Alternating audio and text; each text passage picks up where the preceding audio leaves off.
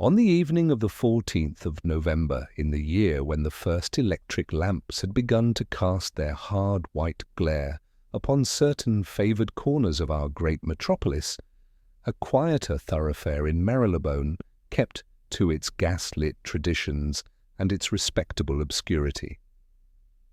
Gloucester Place, with its sober brick fronts and polished brass knockers, had seen many a carriage come and go in the service of ordinary London life. It was therefore all the more remarkable that on that particular night it should be the theatre of an occurrence which baffled the local constabulary, perplexed Scotland Yard, and ultimately engaged the singular talents of my old friend, Mr. Sherlock Holmes, number 87. Gloucester Place was the town residence of Sir Alister Fenwick, a retired judge of the Queen's Bench, whose name had once been as familiar in the law reports as in the gossip of the clubs. He was a man of frigid manner and inflexible principle, feared in the courts as much for his caustic tongue as for the severity of his sentences. In retirement, he had drawn about him the shutters of a narrow domestic life, seeing few visitors beyond a small circle of legal acquaintances, and clinging with peculiar tenacity to the rigid order of his household. It was a little after 11 o'clock when Martha Briggs, the elderly housemaid, extinguished the last of the drawing-room lamps and took her nightly tour through the house. She performed this duty with the conscientious exactitude of one who had passed 20 years beneath the same roof, and who knew every stair and panel of the place as another might know the lines of his own hand. She paused, as she always did, outside the library, a long, sombre room on the first floor which overlooked the street. From within there came the low murmur of a man's voice.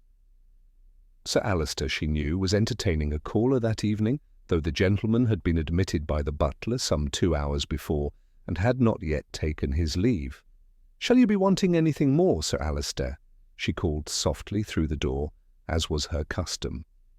There was a moment's silence, and then the old judge's dry, irritable tones. "No, Briggs, you may go to bed. See that the house is made secure." "Yes, Sir Alister," she replied, and passed on. She completed her rounds, checking that the back door was bolted, the scullery window fastened, and the lamps in the hall turned down to a dusky glow. The butler, a solemn fellow named Hargreaves, had already retired to his room above the kitchens, while the cook and second maid had gone up half an hour earlier. In that silent house, with only the faint scrape of carriage wheels from the street and the occasional distant cry of a costermonger lingering in the air, the sound of voices behind the library door seemed an intrusion from another world.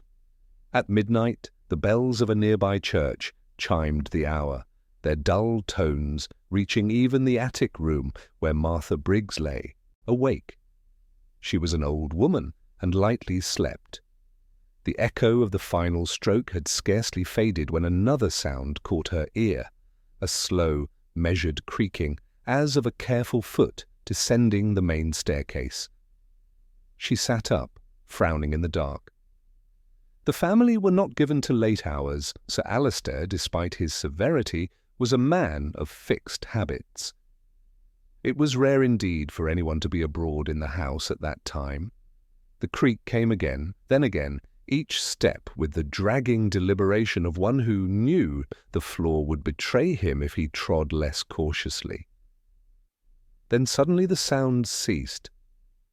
Martha held her breath, waiting for it to resume, but the house fell into a silence so complete that the ticking of the clock upon her washstand sounded unnaturally loud. After a few minutes had passed, she lay down once more, telling herself that Hargreaves perhaps had remembered some neglected duty below stairs. Old houses and old servants alike develop their eccentricities.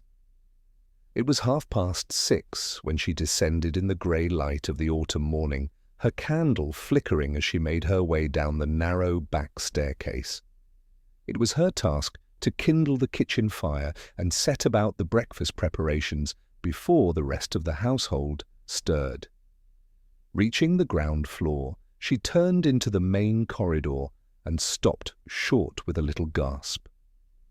The polished parquet of the hall, usually gleaming like a dark mirror, was clouded with a thin, even coating of fine grey powder. It extended from the front door to the first steps of the staircase, and from there along the passage which led towards the library. To any stranger the sight would have been inexplicable, but Martha knew its origin only too well. For some months past, acting upon a whim born of his judicial suspicions, Sir Alister had adopted a curious method of securing his household against nocturnal intruders. Each night before retiring, he would instruct Hargreaves to take a tin of powdered French chalk from the hall cupboard and lightly dust the floors of the main passage and staircase. In the morning, any trespass upon those sacred boards would be betrayed by the imprint of a foot. "It keeps them honest," he had remarked grimly on more than one occasion, though to whom he referred, Martha could never quite decide. Now, as she stared at the hall, she saw that the chalk had indeed fulfilled its intended purpose, and yet, in doing so, had produced a picture which made the little hairs prickle at the back of her neck. There were footprints, certainly, a pair of them, in fact. One set, with the square, neat outline of a man's boot, came from the direction of the library and ended at the base of the staircase, where they vanished as abruptly as if the owner had taken flight into the air. The second set, overlapping the first in an irregular fashion, seemed to come from the front door and stop just within the hall, as though the visitor had taken no more than 3 tentative steps before, retreating or disappearing altogether. But that was not what caused Martha's hand to clutch her apron. It was the fact that, so far as she could see, there were no other marks, no returning prints, no hesitant half-steps, no signs of anyone having mounted or descended the main staircase since the chalk had been spread. For a man to come from the library to the stairs and then not go up them, for another to enter from the street and then not advance further into the house, this was odd enough. Yet Martha knew, as surely as she knew her own name, that Sir Alister had gone to his room at 11, and that his visitor must have left some time thereafter. How, then, had they passed through the hall without leaving the telltale evidence which now confronted her? Her heart beating quickly, she made her way along the passage to the library door. The handle felt cold to her fingers. She turned it and stepped inside. The blinds were still drawn, and the air had the close, stale odour of a room long occupied by tobacco smoke and gaslight. On the centre table stood a tray with the remains of a decanter of port and 2 glasses, one of them barely touched. Papers lay strewn about, and in the grate the ashes of a late fire were heaped in grey masses. "Sir Alister," she called, her voice little more than a whisper. There was no answer. She crossed the room to where the heavy leather armchair stood, with its high back turned towards her. As she came round it, the candlelight trembled in her hand and then guttered low. Sir Alister Fenwick sat there as though posed for one of the innumerable portraits of him which hung in the clubs and courts of London. His head was thrown back slightly, his chin lifted with habitual arrogance, but his eyes, usually so cold and piercing, were open wide in a stare that saw nothing. A faint purple flush marred the pallor of his cheeks, and about his lips there was a peculiar rigidity, which even Martha, in her ignorance, found unnatural and repellent. The candle slipped from her fingers and rolled upon the carpet, mercifully extinguished as it went. A thin, strangled cry escaped her, and the next instant her heavy footfalls were echoing down the hall as she fled towards the butler's room, her mind full of dead judges and inexplicable footprints. Within an hour, the house in Gloucester Place was in an uproar. The local police surgeon declared that Sir Alister was quite dead, and had been so for several hours, yet he hesitated when pressed, to ascribe his end to natural causes and could not at once discover any obvious sign of violence. The strange condition of the hall and staircase was noted, and the curious pattern of the footprints carefully traced and measured, though none could make head or tail of them. By 9 o'clock, Inspector Lestrade of Scotland Yard had arrived upon the scene, summoned by the urgency of the report and by the dead man's prominence in the public eye. He was a thin, ferret-like fellow with sharp features and a manner that combined professional briskness with an almost touching confidence in his own conclusions. On this occasion, however, his superiority was sorely tried. "You are quite certain," he demanded for the third time of the trembling Martha, "that no one left this house after 10:30? "Certain as I stand here, sir," she answered, wringing her hands in her apron. "I should have heard them, I should indeed. And there's the chalk, sir. There's the chalk to prove it." Lestrade frowned down at the delicate tracery of footprints, then cast a glance at the lifeless figure in the chair. His thin lips tightened. "It's an ugly business," he muttered. "An ugly business, and no mistake." He stood silent for a moment, biting thoughtfully at his lower lip. Then, with a sudden decision, he turned to his sergeant. "Very well, Hopkins. I'll have the body sent over to the yard for a more thorough examination. Meanwhile, no one is to leave this house without my permission. There's more in this than meets the eye, I'll be bound." He paused, and his gaze drifted once more to the impossible pattern upon the dusted floor. The steps that led from nowhere and went to nowhere, as though the very boards had chosen to record only half the story. "Send a man at once to Baker Street," he added abruptly. "Mr. Sherlock Holmes is to be informed that Sir Alister Fenwick is dead, and that the house which guarded his last hours remembers every step that was taken within it, except, it seems, the one that matters most." Thus it was that on that cold and misty November morning, as I, Dr. John Watson, sat before the fire at 221B Baker Street, wondering whether the day would bring any diversion to my friend's restless intellect, the door burst open to admit a breathless constable with a card in his hand and a story on his lips which was to prove the prelude to one of the strangest and most baffling problems that ever engaged the mind of Sherlock Holmes.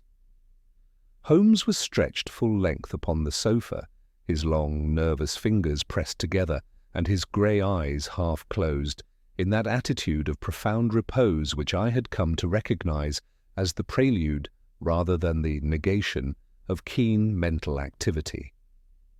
The morning paper lay crumpled beneath the sofa, as though impatiently thrust aside, and the blue wreaths of his cigarette smoke coiled upwards to lose themselves among the yellowed plaster roses of the ceiling. "You perceive, Watson," he remarked languidly, "that the world obstinately refuses to grow more intelligent. A man steals a watch in Charing Cross by the simple expedient of grabbing it and running away, and is astonished to find himself pursued. It is really very depressing." "You would prefer, I suppose," said I, "that he demonstrated a knowledge of chemical analysis or cuneiform inscriptions in the process?" "I would prefer," he replied with a faint smile, "that if I'm to be disturbed at breakfast, it should not be by such elementary stupidity." Even as he spoke, there came a rapid tread upon the stairs, and before Mrs. Hudson could announce him, a young constable burst into the room, his cheeks flushed from exertion and a card between his fingers. "Beg pardon, Mr. Holmes, sir," he panted, "but Inspector Lestrade's compliments, and he says it's a most particular matter." Holmes's eyes opened fully. He held out a hand without rising, and the card slipped neatly between his fingers. "Sir Alister Fenwick," he read. A flicker of interest lit his features. "Ah, the law mourns its own. Pray be seated, Watson. You are about to hear why our good friend Lestrade has abandoned his usual self-sufficiency." The constable began to speak, but Holmes arrested him with a slight motion of the hand. "One moment. You came from Gloucester Place," he said. "From number 87, to be precise. You were dispatched in great haste not more than half an hour ago, and you have had no breakfast." The man stared, his mouth open. "That's right enough, sir, but how?" "Your boots, my good fellow. There is chalk upon them, French chalk of a fine quality, and no other house in Gloucester Place is at present so peculiar as to dust its floors with the stuff. The address on the card and the chalk on your boots together are as good as a map. As to your haste, your collar is still unbuttoned and your greatcoat hangs askew, while the dew upon your left shoulder has not yet dried, showing that you left the shelter of your cape in some agitation. And a man rarely breakfasts before 7 when his station is as far as yours from the Marylebone Road." The constable flushed and shifted on his feet. "Inspector Lestrade said as how you'd see through it quick enough, sir," he muttered. "He bid me say as Sir Alistair Fenwick's dead, and that there's something mighty queer about it." Holmes's expression grew keen at once. "Dead? Under what circumstances?" "That's what's queer, sir. He was found in his library this morning, sitting in his chair, as if he'd just dropped off, but he's gone, sir, and the police surgeon can't say just how. And then there's the floor." "The floor?" Holmes repeated sharply. "Yes, sir. Sir Alistair, he had this habit, they say, of having the hall dusted over with chalk of a night, to show any that come and go. This morning there's footprints where there shouldn't be, and none where there ought. Inspector Lestrade, he says if there's any man as can make sense of it, it's you." Holmes sprang to his feet with that sudden, lithe movement of his, which always reminded me of a cat leaping from apparent slumber to activity. "Your hat, Watson?" he cried. "We must not deny ourselves such an appeal to our vanity. You have done well," he added to the constable. "Return at once to Gloucester Place and inform Inspector Lestrade that we follow." Without delay. 5 minutes later, we were rattling westward in a cab through the chill, smoke-laden air of a London morning. The fog lay low upon the streets, not in the dense yellow banks that roll up from the river, but in a fine, penetrating mist that clung to the gas lamps and blurred the outlines of the houses. Holmes had lapsed into silence, his chin sunk upon his breast and his eyes vacant, but I had seen too much of him in such moods to be deceived. I knew that behind that impassive mask his mind was darting from point to point, reconstructing the scene at Gloucester Place from the meagre facts already supplied. "You observe, Watson," he said at last, without raising his head, "that we are presented from the outset with an arrangement designed to register human movement, this chalk upon the floor. It is rare and therefore suggestive when a man takes pains to record the comings and goings of those about him. Suspicion is the usual motive. You think Sir Alistair feared someone?" "I think," said Holmes, "that Sir Alistair had long accustomed himself to the idea that others might have reason to fear him. A judge who has spent a lifetime sending his fellow men to prison or to the gallows is not likely to be of a confiding disposition. You recall the case of Baron Dowson and his loaded walking stick? A similar psychology perhaps, though the expression of it differs." "But in this instance," I objected, "the device seems to have recorded something that cannot be explained." "My dear Watson," he murmured, "you have not yet seen it." Gloucester Place had fully awakened to the excitement of the tragedy by the time we arrived. A small knot of idlers had gathered about the door of number 87, and a constable stood on guard upon the step, his broad figure barring the way to the curious. At sight of Holmes he saluted and admitted us at once. The hall within was long, lofty, and panelled in dark wood, with a stair rising in a straight flight to the first floor. At a sign from Holmes, the constable closed the door behind us, shutting out the murmur of the street. The light that seeped in through the fanlight above was cold and uncertain, leaving the corners of the hall in gloom. But my eye was instantly drawn downward, for the polished floor had been transformed into a pale, dusty corridor, as though a fine grey frost had settled upon it. Across this artificial snow there ran with startling clarity the tracks of human feet. Holmes stood motionless for several seconds, his gaze travelling from the front door to the foot of the stairs, thence along the passage that led, as I knew from the constable's account, towards the library. It was as though some invisible hand were guiding his eye along an invisible thread. Lestrade emerged from the doorway at the end of the hall and came briskly towards us. "Ah, Mr. Holmes, Dr. Watson!" he cried, with a mixture of relief and professional dignity. "You're just in time. The surgeon's taken the body to the mortuary, but I've not allowed a soul to touch the floors or the room. I thought you'd like to see it as it was found." "You could not have done better," said Holmes curtly. "Pray describe to me, in your own words, exactly what you found this morning." Lestrade rubbed his hands together. "Well, the housemaid, Briggs is her name, comes down at 6:30, as usual. She finds the floor in this state and runs to the butler, Hargreaves. He comes, sees the same, and together they go to the library. There they find Sir Alister in his chair, dead as Julius Caesar, and the room otherwise in decent order. No open windows, no signs of a struggle. They send for the local doctor and for the police. I arrive here at 9 o'clock. That's the long and short of it." "And the footprints?" "Ah," Lestrade's face puckered. "That's the devil of it. You can see for yourself, Mr. Holmes. There's one set from the library door to the foot of the stairs. Those'll be Sir Alister's last, so the servants say. And there's another coming in from the front door and stopping after 3 steps. But there's no sign of anyone going out again, and none going up the stairs either. The chalk was laid down at 11 last night by the butler, on Sir Alister's orders. There's nothing between that and this." Holmes had gone down upon one knee beside the nearest footprint, his magnifying lens already poised in his hand. "Observe, Watson," he murmured. "The heel here, sharp with a narrow edge. An elderly man's boot, thin-soled, but well kept. Compare it with the one next to it, broader, more recent, with a faint trace of grit in the chalk. Ah, Lestrade, you interest me."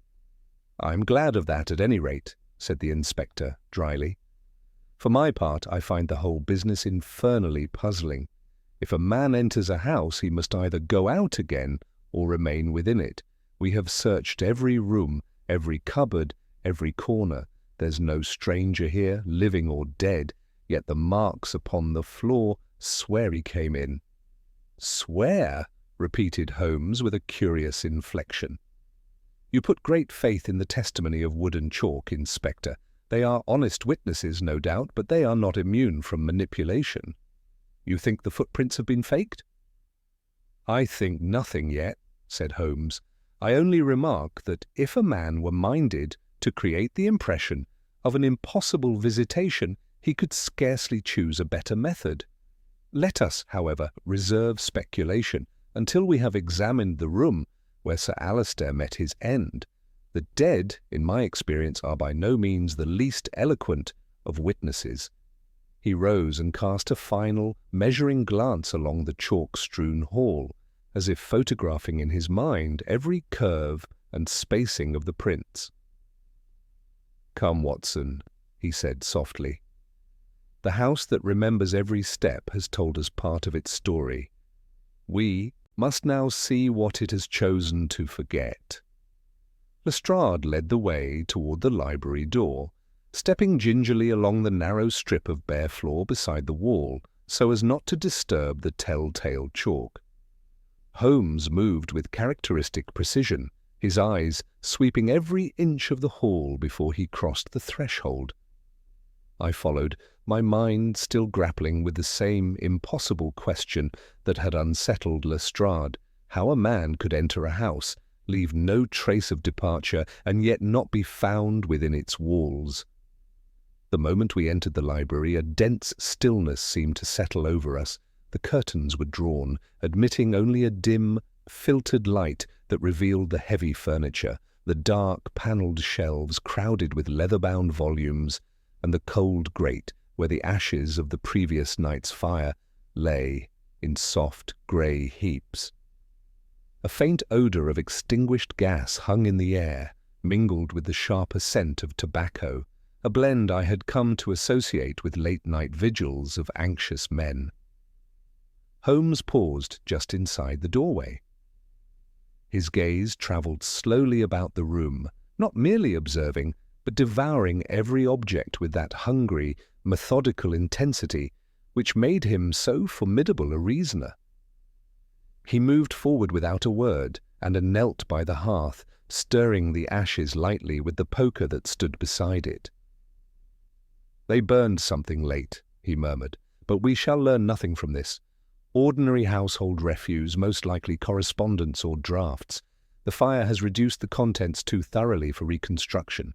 Curious that Sir Alister should sit so long in this room after dismissing his servants." "His visitor," I suggested. Holmes nodded slightly. "Possibly. But he did not burn these papers while the visitor was present, I suspect. Men seldom destroy evidence, inadvertent or otherwise, in front of an audience." Lestrade, who had stationed himself near the centre table, cleared his throat with a certain officious eagerness. "The butler says that Sir Alister expected someone last night. A gentleman arrived at 9, stayed 2 hours at least, but Hargreaves didn't get a look at his face. The hallway was dark, and the visitor kept his hat low. Spoke quietly too. Might have been anyone." Holmes's head turned sharply. "Anyone? No, a voice gives more away than a face. What did the butler note of it? Tone, accent, cadence?"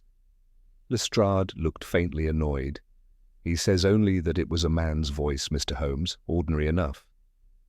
"There is no such thing as an ordinary voice," Holmes replied impatiently. "But we must work with what we have." He rose and approached the large leather chair where Sir Alister's body had been found.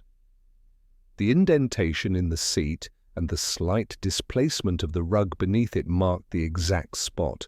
Holmes stood beside the chair in silence for several seconds, his hands clasped behind him, as though reconstructing the posture, the angle of the judge's head, the last moments he spent alive. "There were no signs of violence," said Lestrade. "The doctor said as much." Holmes touched the back of the chair lightly with his fingertips, then leaned down to examine its right arm with a magnifying glass drawn from his pocket. "None visible," Holmes said softly. "But there is always a cause. Observe this, Watson."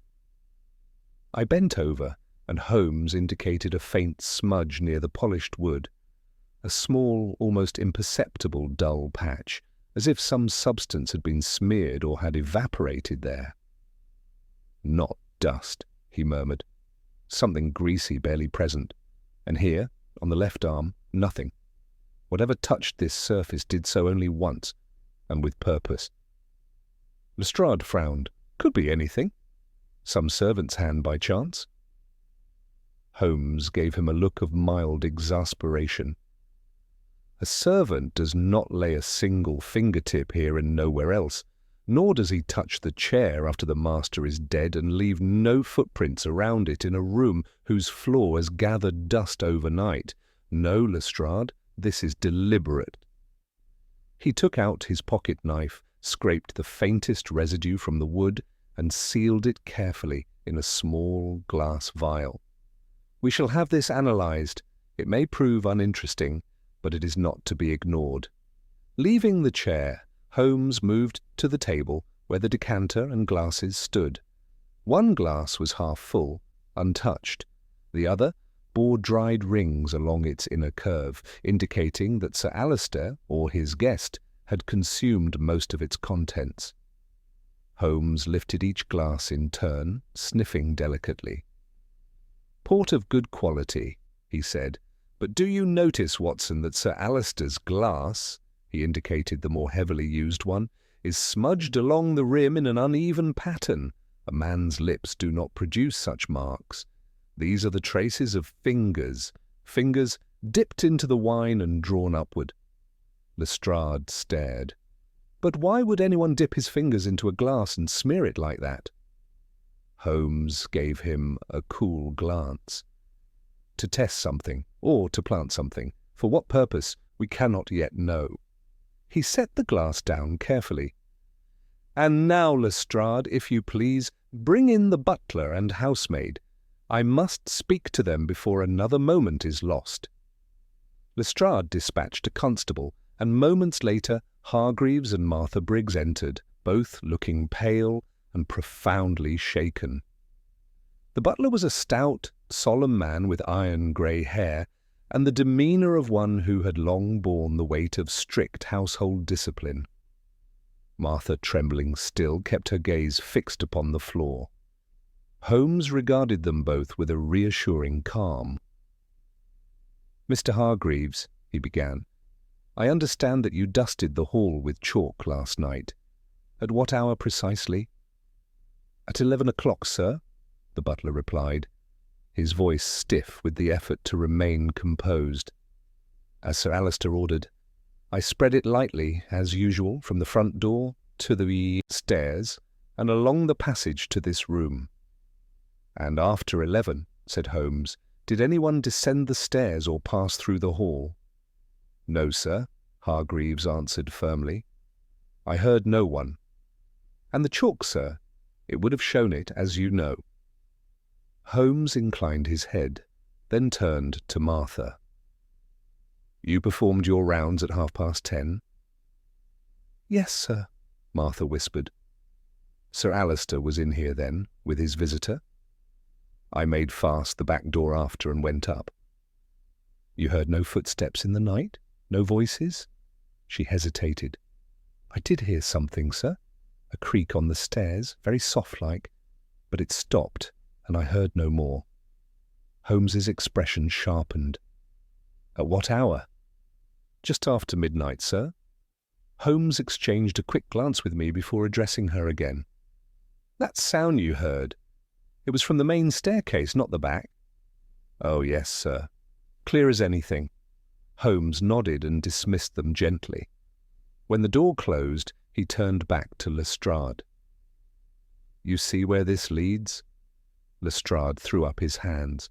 "It leads nowhere. A single creak in the night and footprints that vanish into thin air." Holmes moved toward the hall, his eyes brightening with sudden conviction. "No, Lestrade, not nowhere. It leads to a single, inescapable fact. Someone descended those stairs after the chalk was laid, yet no mark appears upon the floor. Therefore he did not step upon the chalked surface." "But that's impossible unless he flew," Lestrade protested. Holmes smiled thinly. "Not flew, Inspector, merely avoided."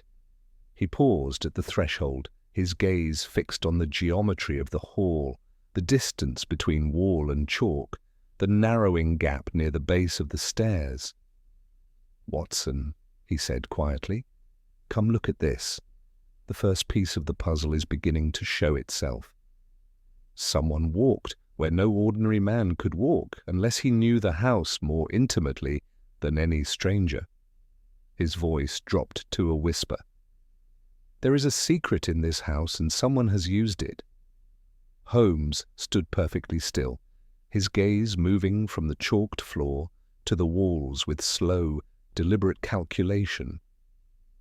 I had seen him adopt this pose before, his body motionless as a statue, while his mind raced with astonishing velocity. Lestrade, unable to contain his impatience, shifted from foot to foot, as though the stillness itself unnerved him. "A secret passage," he ventured at last, though his tone betrayed disbelief even as he spoke the words. Holmes did not answer immediately. Instead, he approached the base of the staircase, bending to examine the narrow strip of unmarred floor that ran tight along the wall where the chalking had been lightest. He placed a hand against the banister, then slid it along the polished wood, fingertips grazing each carved spindle, pausing only when he reached the third one from the bottom. "Watson, look here," he murmured. I moved to his side. At first, I saw nothing unusual, but as Holmes angled his body, the fine ray of light from the narrow window above the landing fell upon a tiny, almost invisible groove running along the underside of the banister post. It was no natural imperfection. The line was too straight, too deliberate. "Lestrade," Holmes said softly, "have any changes been made to this house in the past year? Renovations, repairs, odd works performed at unusual hours?" Lestrade blinked. "Not that I've been told. The butler says Sir Alister kept the place as it had always been." Holmes's fingers pressed lightly against the groove. There was a faint click, so slight that I would have missed it had I not been watching him so closely. A moment later, the entire banister panel shifted inward by no more than the breadth of a finger. "Good heavens!" I exclaimed. Lestrade leapt forward. "What in blazes—" Holmes straightened, dusting his hands. "The first piece falls into place," he said, calmly. "The judge was not the only one who knew how to navigate this house in silence." He pressed the panel once more. With a whispering sound like old wood, sliding against hidden hinges, the entire lower portion of the banister swung outward to reveal a narrow vertical space within the wall, little more than a slit between the plaster and the staircase base. It descended into darkness. "A servant's passage?" I asked. Holmes shook his head. "Too narrow for any ordinary servant's use. No, Watson, this was a private contrivance. See how the interior walls are smoothed and reinforced? Whoever built this passage intended it to bear weight yet not permit discovery. It is just wide enough for a slim man to descend by pressing his back to one wall and feet to the other." Lestrade peered into the crevice, his expression a mixture of astonishment and irritation. "And you think someone used this last night?" "I do more than think it," Holmes replied. "It is the only path in the house by which a person might leave the library, descend the stairs and avoid the chalk entirely. The prints on the floor show where our phantom visitor appeared. This narrow shaft will show us where he vanished." Before either of us could protest, Holmes had slipped one foot onto the inner ledge. With a practiced motion, he disappeared into the gloom, bracing himself exactly as he had described. "Holmes!" I cried. "Is it safe?" His voice floated up to us, steady but muffled. "Quite safe, Watson. Follow if you wish, but mind your balance. Lestrade, remain above. I shall call out what I find." I hesitated only a moment before stepping into the opening myself. The descent was tight but manageable. The air inside was stale, heavy with dust. I could hear Holmes's soft movements below as he worked his way downward, his boots making slight friction sounds against the inner walls. After perhaps 12 feet, the passage widened enough that I could stand comfortably. Holmes waited for me at the bottom, where a small wooden door, ingeniously concealed behind the wainscoting, opened into a narrow cupboard at the side of the hall, one seldom used and easily overlooked. From the outside, it appeared entirely ordinary. "You see, Watson," Holmes said, gesturing toward the aperture overhead, "a man acquainted with this mechanism could descend from the first floor to the hall without leaving so much as a grain of chalk disturbed. He could then slip out of this cupboard, step lightly onto the unchalked patch beside the wall, and vanish into the library or the street at will." "But who?" I murmured, marvelling at the cunning of the design. "And why would such a passage exist in Sir Alister's house?" Holmes's expression darkened. "A judge, Watson, gains enemies in abundance, but keeps his secrets close. We must assume that Sir Alister knew of this passage." The question is whether he used it or whether someone else learned of its existence. We made our way back into the hall where Lestrade awaited us with growing agitation. "Well," he demanded, "have we found our ghost?" Holmes closed the hidden panel once more. "Not a ghost, Inspector, merely a man with intimate knowledge of this house, and that narrows the field considerably." Lestrade frowned. "The servants have been here for decades. They'd never—" "No," Holmes cut in. "Not the servants. Their movements would have left traces in the chalk over many nights. Their steps are regular. This hidden path has been used recently, but not habitually. It suggests someone with privilege of access, but not constant presence." He turned toward the library door again. "There is more to be unravelled. Sir Alister's visitor last night, whoever he was, must be placed next under our lens." Lestrade sighed. "We've no name for him." "But we have his glass," Holmes said sharply. He strode to the table once more, examining the untouched port glass beside the one he had sampled earlier. He lifted it, turned it slowly, and pointed to the very base of the stem. "A faint mark here. Look closely, Watson." I leaned in. It was barely perceptible, a thin crescent impression, as though left by an object pressed lightly against the underside of the glass. "A ring?" I suggested. Holmes smiled.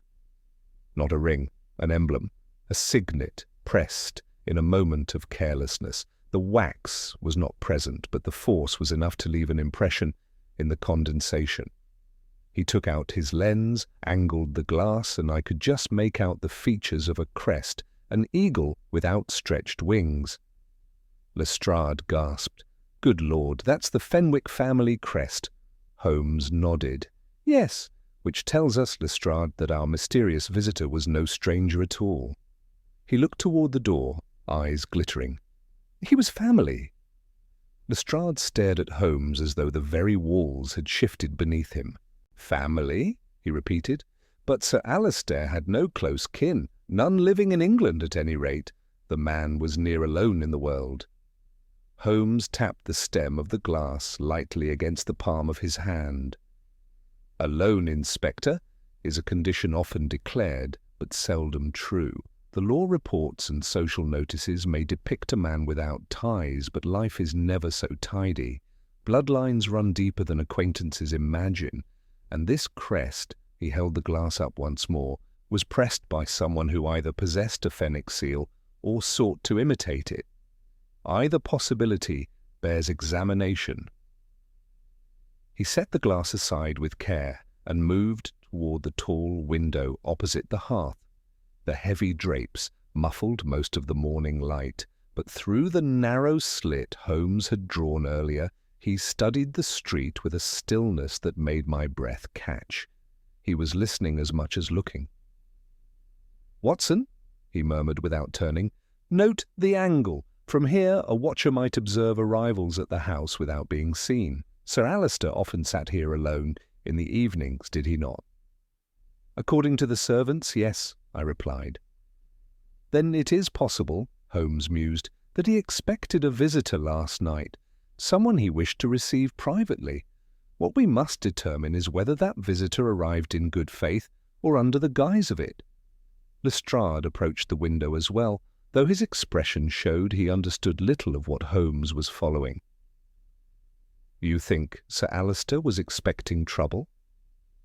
"I think," Holmes said softly, "that Sir Alister suspected he was being followed or watched. A man does not dust his hall nightly with chalk unless fear has found a permanent lodging in his thoughts." He turned abruptly from the window and began pacing, each stride measured, his gaze fixed not on the floor, but somewhere inward, some invisible diagram only he could see. When he spoke again, his voice carried a clarity that made both Lestrade and myself straighten unconsciously. "Let us trace the sequence. At 9 o'clock a visitor arrives, unknown but bearing, whether deliberately or not, the mark of the Fenwick lineage. He remains 2 hours behind closed doors. At 11, the chalk is laid, and no one passes through the hall thereafter, for the chalk remains undisturbed. Yet we have footprints from the library to the stairs, which must have been Sir Alister's own after the visitor left, Lestrade muttered. Ah, Holmes said, pausing mid-stride. But did the visitor leave? Silence pooled in the room like gathering shadow. Holmes allowed it to linger a moment before he continued more slowly. If the visitor had left by the front door, he must have crossed the chalk. But the only prints coming from the doorway stop after 3 steps and then vanish entirely. Either that visitor never truly entered by the door, or those prints were laid earlier and preserved. Lestrade rubbed his temples. But the butler saw the visitor enter. Saw a silhouette, Holmes corrected. In a darkened hall, a hat pulled low, a man who spoke little, a man who entered quickly and gave no face for inspection. Does that resemble a guest, Inspector, or an impersonator? Even Lestrade's breathing seemed to halt for a moment. So he entered the house by another means, I said. Through the hidden passage? Holmes inclined his head. Precisely. A man familiar with this house could have descended from the upper floor unseen, or ascended to it after entering earlier in the evening. Sir Alister may have believed he admitted his expected guest, when in truth he admitted his guest's shadow, and the real man was already inside. Lestrade's eyes widened. Someone slipped in before the chalk was spread. Or long before, Holmes said. Perhaps even days before, hiding in some forgotten space where the servants rarely tread. A chill passed through me at the thought. Homes end up harbouring strangers more often than we imagine, I murmured. Indeed, Holmes replied. But let us not fall into the realm of ghost stories when we have physical evidence before us. He stepped to the fireplace again and pointed to a soot-blackened poker lying slightly askew on the hearth tiles. Watson, note how this poker is angled, not as it would fall by chance, but as though placed hurriedly after being used. And look here. He lifted it for us to see. A small fleck of hardened residue clung to the iron, faintly yellowish in hue. Wax? I ventured. Holmes nodded. Precisely the shade of the sealing wax used on Fenwick correspondence. Someone tested a signet here, or melted wax upon this poker. Lestrade's face paled. You mean the visitor forged the impression on the glass? Holmes replaced the poker. Possibly, or perhaps he merely reheated wax to remove some earlier impression. There are many reasons a man might handle sealing wax in secret. But the more important question is why he did so in Sir Alister's presence. The judge was not a man easily deceived. Holmes closed his eyes for a brief moment, breathing in slowly, as though piecing together fragments in the air. Let us consider motive. If our intruder sought only access, he would have fled after committing his act. But Sir Alister was found dead in his chair. No struggle, no cry for help, no disturbance. A man of great mental strength does not submit quietly to attack unless he never realized he was being attacked. You suspect poison, I said quietly. I suspect subtlety, Holmes answered. A touch to the arm, a substance left upon the chair, perhaps transferred by a handshake or a gesture. A judge would not recoil if a family member, or someone posing as one, laid a hand upon him. Lestrade swallowed hard. Then the residue on the chair? May prove the key to the entire affair, Holmes said. But before we delve into chemistry, we must learn more of the Fenwick family itself. He turned sharply toward the door. We shall require Sir Alister's papers, his correspondence, his will, and any record of kin. Hargreaves must show us the judge's private study. Lestrade frowned. I thought this was his study. Holmes shook his head. This is where Sir Alistair received his visitors. His mind, however, he would keep elsewhere. The true heart of a man's life is rarely displayed in the room where he entertains. Holmes was already halfway across the hall, and we hurried after him. Hargreaves emerged from the servants' door as though summoned by the very energy of Holmes's stride. "Sir," the butler said, startled, "is there something more?" "Yes," Holmes answered, his voice calm but edged with urgency. "Sir Alistair's private study, at once." Hargreaves hesitated, then bowed his head. "It is upstairs, sir, through his bedroom." "Excellent," Holmes replied. "Lead the way, and let no one else follow us." The butler obeyed, his steps measured, though I sensed the tremor in them. As we ascended the stairs, the quiet of the house deepened into something colder, heavier. The chalked hall below us felt like a trap laid carefully in the night. Above, we were approaching the private chambers of a man who had died with his secrets intact, and whose killer, Holmes now suspected, had known exactly where those secrets were kept. When Hargreaves opened the door to Sir Alistair's bedroom, Holmes paused only a moment before stepping inside. The light was dim, the heavy curtains half drawn, but the air carried the unmistakable scent of old papers, sealed drawers, and a life compartmentalized with obsessive order. Holmes's eyes brightened. "Watson," he said softly, "prepare yourself. The judge's true story lies here, and it may prove far more complicated than murder alone." Holmes stepped into Sir Alistair's bedroom with the assured tread of a man entering a familiar landscape, though he had never set foot in the room before. The chamber was meticulously ordered, every surface polished, every object perfectly aligned. Heavy drapes muted the morning light, giving the space an air of mausoleum-like stillness. The bed itself was neatly made, undisturbed since the previous day. Sir Alistair had clearly not retired before meeting his end downstairs. "This," Holmes murmured, "is a room created not for rest but for control. Observe the austerity, Watson, no personal effects, no softness of sentiment. Everything arranged with the exactitude of a man who never allowed his private life to invade his thoughts." Lestrade sniffed. "He seems the sort who kept everything locked up, mind and all."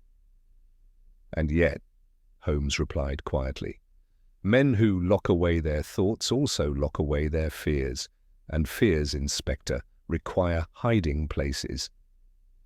He crossed the room in 2 swift strides to a door set discreetly into the far wall.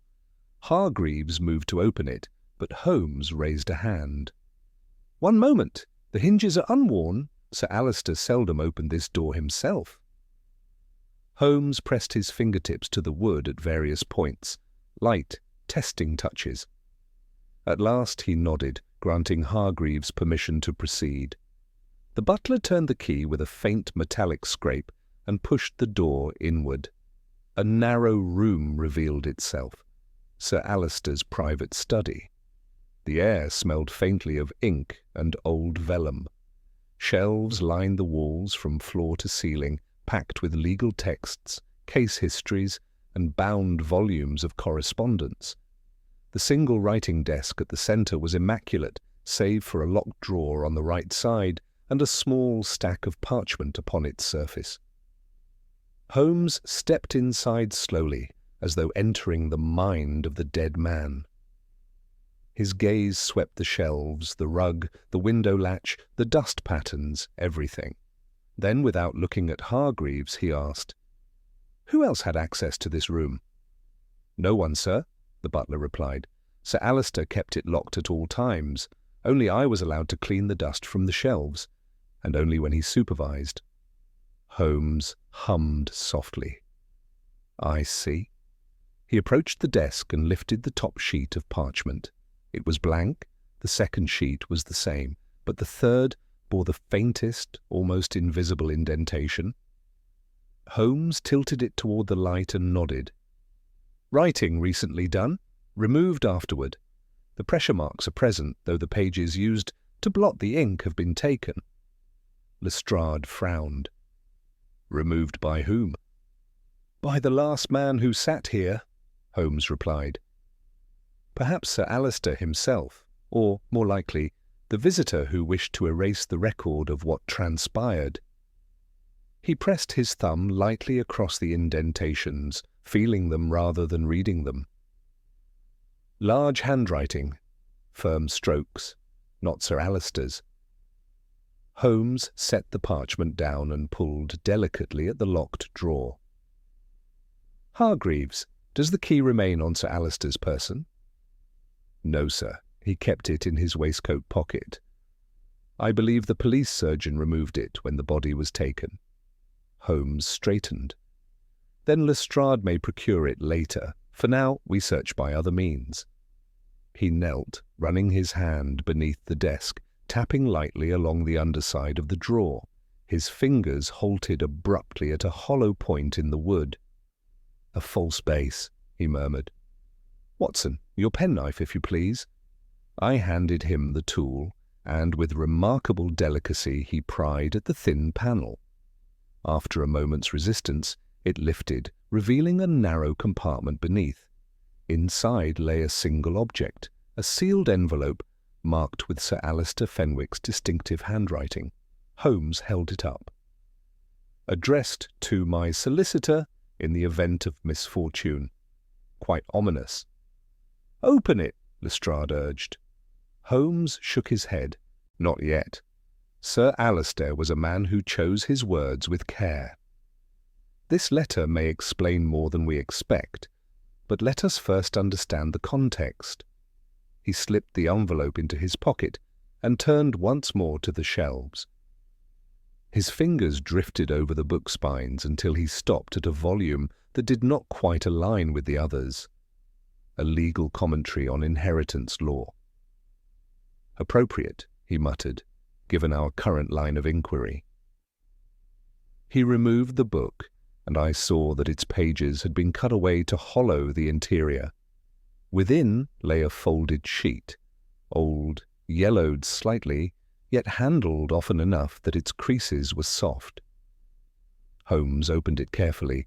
Lestrade craned his neck to see. Hargreaves turned pale.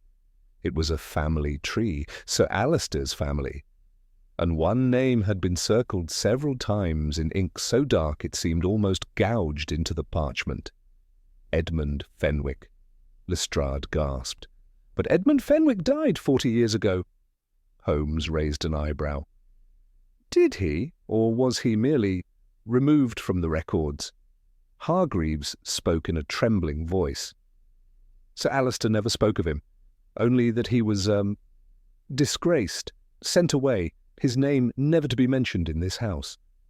Holmes read the birth and death dates. Curious. According to this, he died in 1864, conveniently during a voyage abroad, and yet he tapped the ink again. Someone has circled the name recently. Lestrade swallowed hard. You think Edmund Fenwick returned after 40 years? Holmes said nothing for a moment. Then slowly he folded the sheet. I think, Inspector, that Sir Alister believed something of the sort. Whether it was truly Edmund, or someone claiming to be him, is a question we must resolve with utmost haste. He slipped the family tree into his pocket beside the sealed envelope. But why now? I asked quietly. Why would a man long thought dead reappear on the very night Sir Alister met his end? Holmes's voice was low, taut as a drawn wire. Because, Watson, not all deaths are true deaths, and not all returns are accidents. He looked around the room once more, then nodded to himself. There is one place left to examine, Sir Alister's wardrobe. We followed him to a tall armoire in the corner.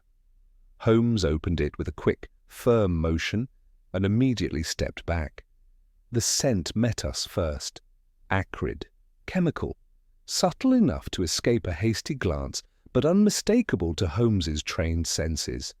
He leaned in. A reagent, Faint, but present. Something brushed against these garments recently, something that evaporates swiftly. Lestrade looked baffled. What kind of reagent? Holmes reached inside, fingers moving lightly across the fabric. Then he plucked a coat sleeve and held it toward the light. A faint, discoloured smear lay across the cuff. "The same substance," he said, "that we found on the chair." A chill ran through me. Then whoever killed Sir Alistair touched him. Earlier? Perhaps here, in this room? Exactly. Holmes stepped back. And Sir Alistair dressed afterward, carrying the agent with him. When he sat in the library, the residue transferred to the chair. A delayed poison? Perhaps. But far more likely... He paused, eyes gleaming. A contact toxin. Lestrade stared. A toxin? Absorbed through the skin. Holmes nodded. Applied by someone who knew exactly where Sir Alistair would touch. His coat, his chair, his glass. He closed the armoire door slowly. The killer came to this room, perhaps entered through the hidden passage. He applied the substance. Then he met Sir Alistair below, posing either as a visitor or as someone Sir Alistair trusted. Lestrade's face reddened with anger. This is monstrous. Monstrous, Holmes echoed, and methodical, the work of a mind not merely desperate, but practiced. He turned toward the door. Watson, Lestrade, there is still one piece missing, the motive, and I believe Sir Alistair's sealed letter will reveal it. Holmes withdrew the envelope at last, weighing it thoughtfully in his hand. Let us open the thoughts of a dead man, he said quietly, and see whom he feared enough to summon from beyond the grave. Holmes held the sealed envelope between his fingers, weighing it with the same deliberation a jeweller might give to an uncut stone. The room felt suddenly smaller, as though Sir Alistair's unseen presence still lingered among the dust motes, drifting in the muted light. Lestrade watched with barely contained impatience, while Hargreaves stood rigidly by the wall, his hands trembling at his sides. With a swift motion, Holmes broke the seal. The crackle of the wax was unnaturally loud. He unfolded the thick parchment inside and angled it toward the light. "Read it aloud, Mr. Holmes," Lestrade insisted. Holmes shook his head. "Patience, Inspector. This is a testament of a dying man's fears. Such words should not be misread." He scanned the page silently, his brows drawing together. Then, without comment, he handed the letter to me. "Watson, your voice carries the proper gravity." I took the parchment. The handwriting was sharp, decisive, Sir Alistair's unmistakable hand. Yet the strokes wavered occasionally, as though written under strain. I began.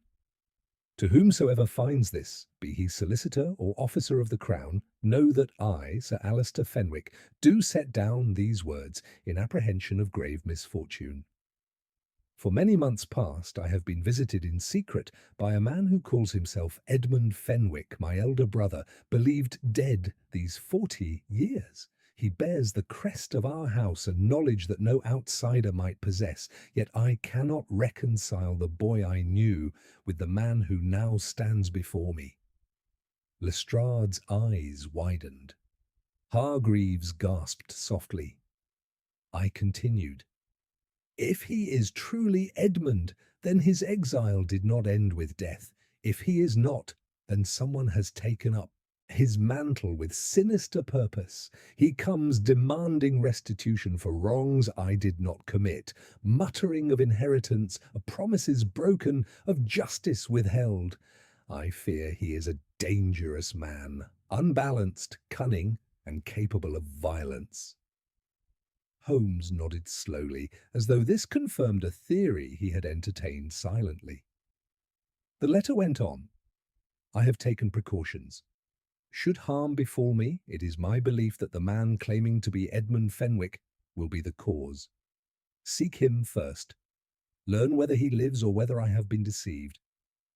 And should I be found dead in my home, let it be known I did not welcome him willingly, but under duress.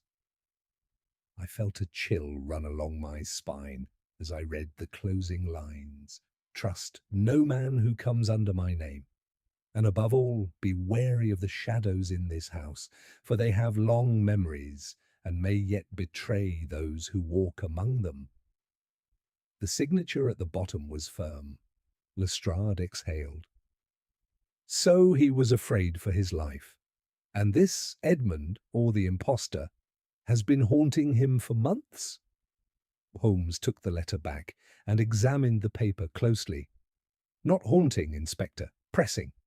A man does not write such a letter after one troubling visit. This has been building. Sir Alistair expected that it would end in violence. Hargreaves wrung his hands. Sir, I swear I heard nothing of it. He said nothing to us, only that the house must be secured. Holmes turned to him.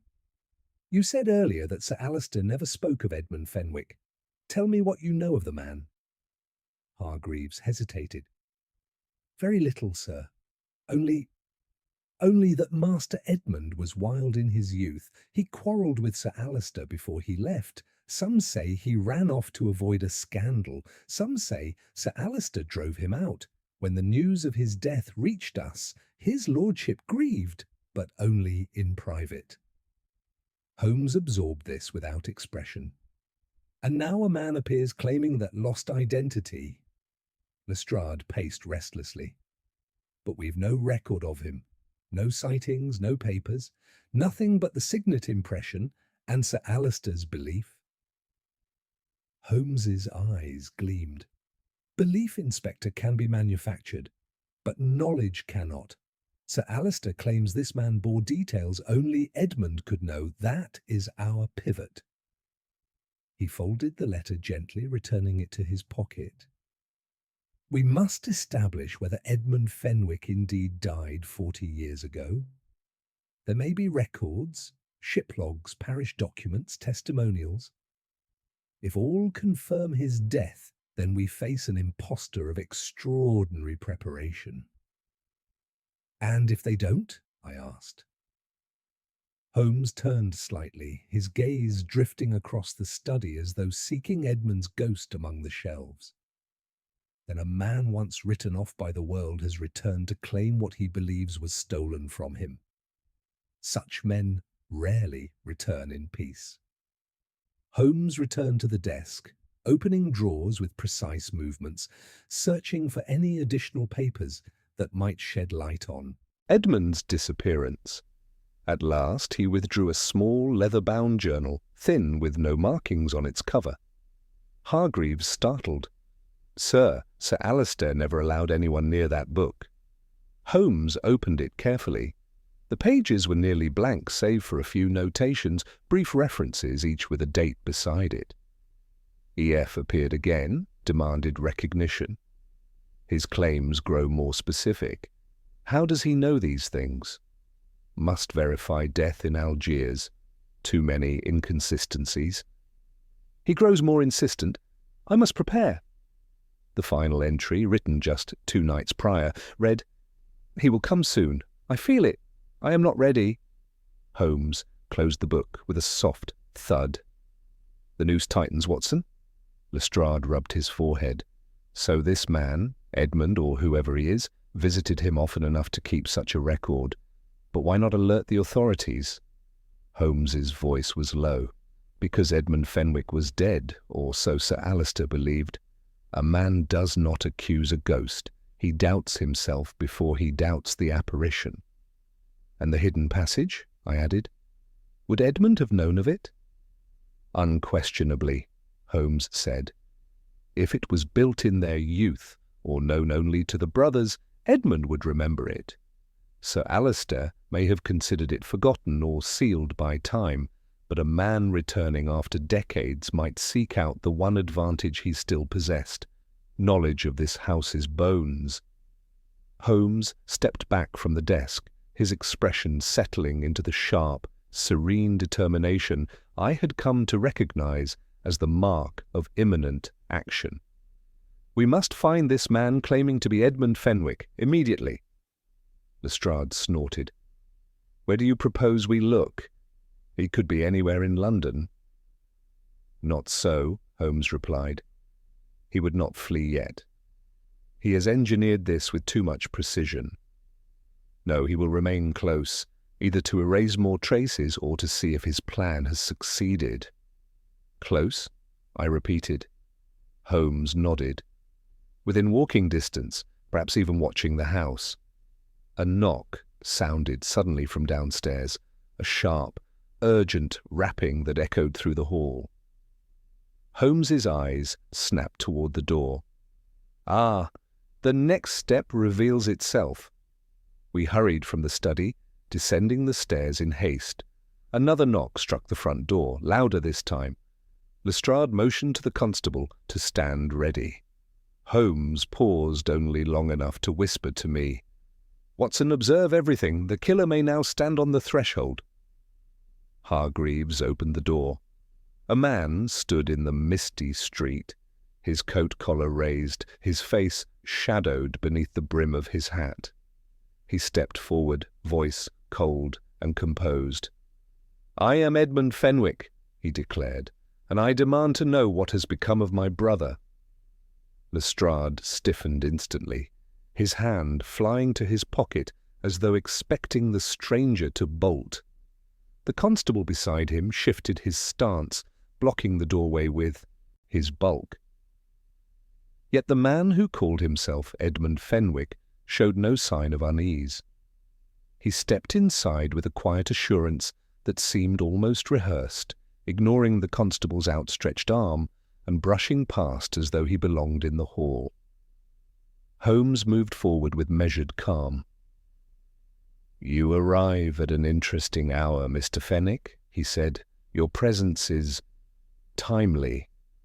The stranger stopped in the centre of the chalked hall. His boots were clean, too clean. He lifted his head, and for the first time we saw his face clearly. He was perhaps 65-ish, his features deeply lined, but still bearing the remnants of handsomeness. His eyes, however, were sharp and restless, the eyes of a man who had lived long in bitterness or exile. His gaze swept upward toward the staircase, then shifted to the door of the library, where Sir Alister had been found.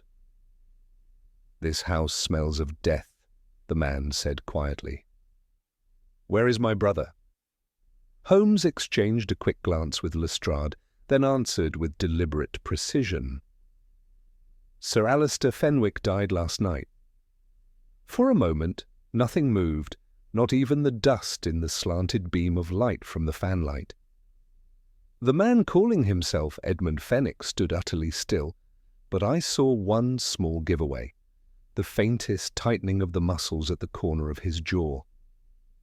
He was not surprised. He was prepared.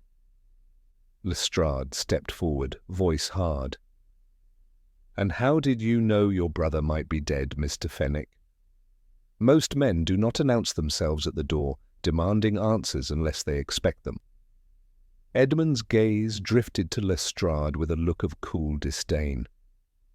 "I have my reasons for anticipating misfortune in this house. My brother confined himself among his ghosts." Holmes observed him steadily. "You speak as one well acquainted with them." A faint smile touched the man's lips. "I know this house better than any alive." Holmes stepped closer, just enough to reduce the distance without threatening him. "Then perhaps, sir, you can explain why no one in England has documented your existence for 40 years. Ship's records state that Edmund Fenwick died at sea in 1864. "I'm aware of the story Alister spread," the man replied. "A convenient lie. He wished to rid himself of the liability I represented. I survived the wreck. I chose not to write. Alister preferred it that way, and I had no desire to force myself back upon him. But for months now I have been in London. I sought reconciliation. Instead, I found avoidance." "Convenient," Lestrade muttered. "You appear on the very morning Alister turns up dead." Edmund Fenwick's gaze sharpened.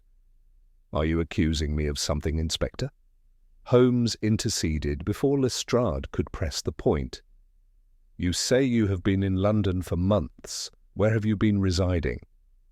"In lodging houses," Edmund replied lightly. "My brother did not welcome my return. He made that clear." Holmes examined him with an unnerving stillness. "Tell me, Mr. Fenwick, did you visit him last night?" Edmund's brows rose in faint amusement. "Well, if I had, should I not say so now? Given your tone, Mr. Holmes, I gather you would know if I lied." Holmes's eyes flashed. "Indeed?" "So I shall not lie. I didn't visit him." Holmes tilted his head just slightly. "You did not enter this house at 9 o'clock? You did not remain for 2 hours in the library?" "Certainly not." Lestrade thrust out his chin. "The butler heard your voice." "Impossible," Edmund snapped. "I have not stepped over this threshold in 40 years. Holmes stepped back just enough to study the chalked floor between them. "If you have not stepped over it in 40 years, he said, his voice cool as steel, "I would advise you to remain precisely where you are. Move another inch, and you will obliterate evidence that concerns you directly." At once Edmund Fenwick understood. His eyes flicked down to the pale traces of chalk, the footprints frozen like ghosts upon the floor.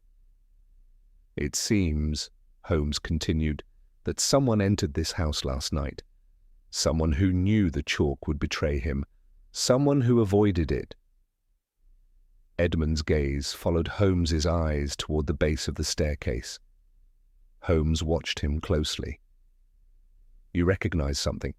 he said softly. A pause, fleeting but real, betrayed the first crack in Edmund Fenwick's composure. "I recognize nothing," he answered. Holmes's voice sharpened. "You recognized the passage, sir, just now. Your eyes betrayed you." Edmund's jaw clenched. "The passage belonged to our childhood. Alistair and I discovered it by accident. We used it in our mischief, but that was a lifetime ago." Holmes folded his arms.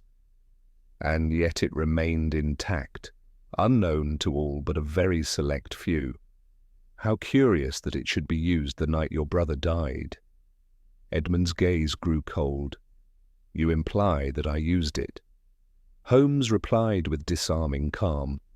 "I imply nothing. I observe. Whether the man who used it is the same man who stands before me remains to be determined." Edmund inhaled sharply, anger flaring across his features. "You insult me, Mr. Holmes." Holmes did not blink. "Then give me reason not to." A brief silence fell.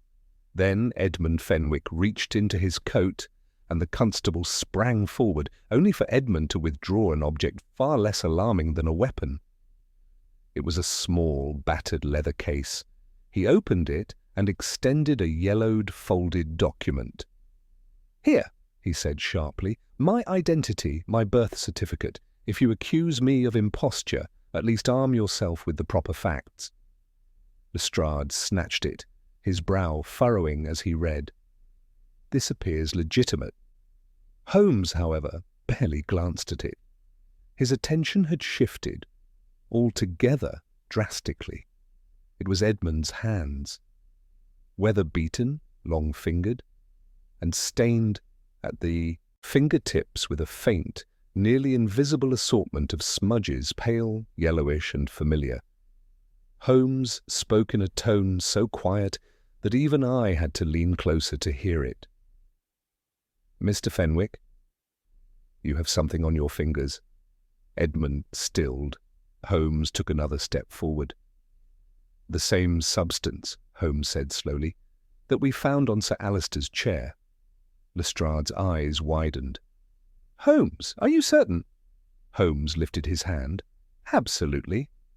Edmund Fenwick's entire body seemed to harden, as if he were preparing for some unseen blow. Holmes moved closer still, voice low, almost intimate. "You handled his coat. You touched the very places where the toxin was applied, and unless the dead rise from the grave to accuse themselves, the conclusion is inescapable. Edmund's breathing grew shallow. You were in this house last night.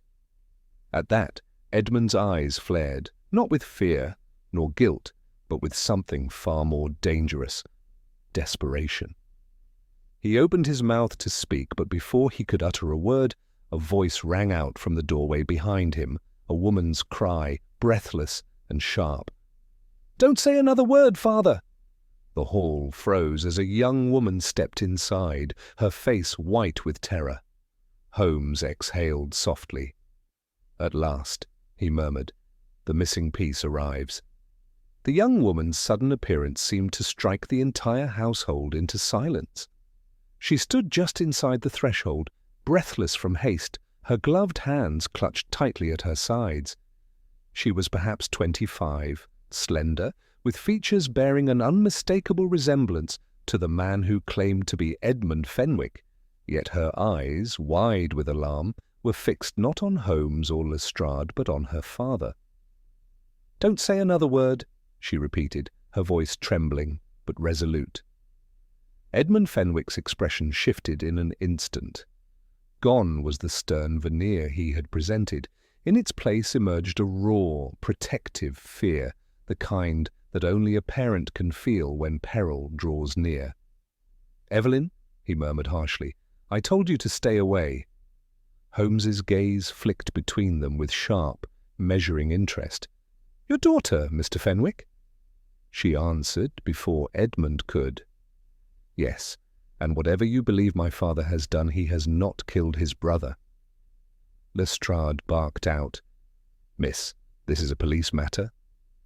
"Your haste does you no credit, Inspector," Holmes interjected smoothly.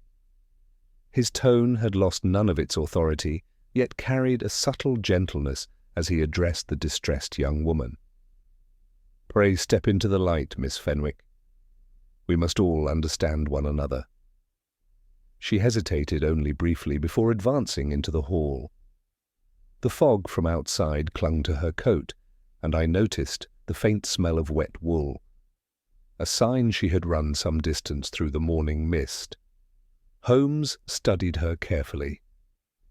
"You arrived at a most opportune moment. How did you know to come here?" "I went to father's lodgings and found he had left in a hurry. I feared he would do something rash. When I saw the constables outside the house, I knew he would be blamed." She turned to Edmund with a desperate look. "They think you killed him, don't they?" Edmund remained silent, his jaw set, but his silence was too loaded to be interpreted as calm. Holmes stepped closer to Evelyn, his eyes fixed not on her face but on her gloves. "Miss Fenwick, may I see your hands?" Confusion flickered across her features, but she obeyed, pulling off her gloves with trembling fingers. Holmes took them gently, turning the fabric toward the light. A faint trace of yellow shimmered across the fingertips, so faint it might have been dismissed without his trained eye. Holmes handed them back. "You visited your uncle last night?" Evelyn flinched, as though struck.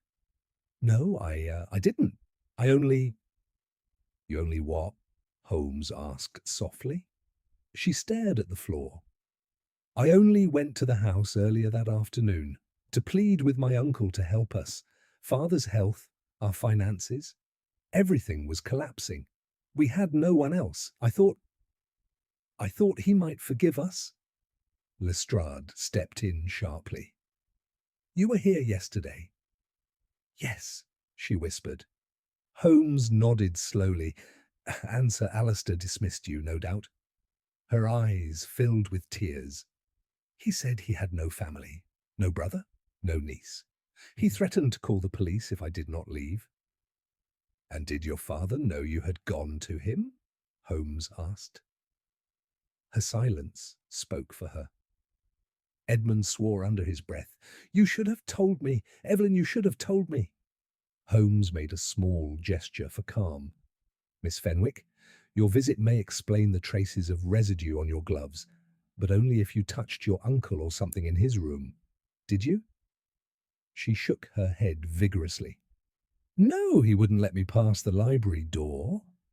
Holmes tapped a finger against his chin. Then the residue must have been picked up from something you touched before you left. He turned abruptly toward Edmund. What substance did you carry with you last night? Edmund's head jerked up. Substance? Holmes's tone sharpened. Your fingers bear the same faint stain as Miss Fenwick's gloves and the chair upon which Sir Alistair died. Answer plainly. Evelyn gasped and grabbed her father's sleeve. Father, no, don't say anything. They will twist your words. Holmes watched their interaction with keen intent. When Edmund finally spoke, his voice shook with a pain deeper than anger. It is a medication, he said quietly. An ointment. I use it for my hands. They ache badly in the cold. Holmes studied him. Where did you obtain it? At a chemist's in Limehouse. It is harmless. Holmes's eyes narrowed almost imperceptibly, a sign to me that the answer was unsatisfactory, yet not entirely disbelieved. He shifted his focus. You maintain that you did not enter this house last night. I did not. Holmes stepped directly in front of him. Then, Mr. Fenwick, what did you do last night between the hours of 8 and midnight? Edmund attempted composure, but Holmes had driven him into a corner he had long dreaded. I was, walking, he said. Alone. Lestrade snorted. And we are to accept that? Holmes raised a hand. Not yet, Inspector, there is more to unravel. He approached Evelyn once more, but his voice was gentle. Miss Fenwick, did you know your father intended to visit Sir Alistair last night? Her breath caught. No, I didn't. Did you fear he might? Her lips trembled. Yes. Holmes exchanged a meaningful glance with me. And that fear drove you here? Evelyn nodded.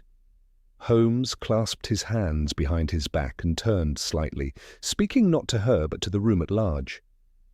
There remains one overwhelming question.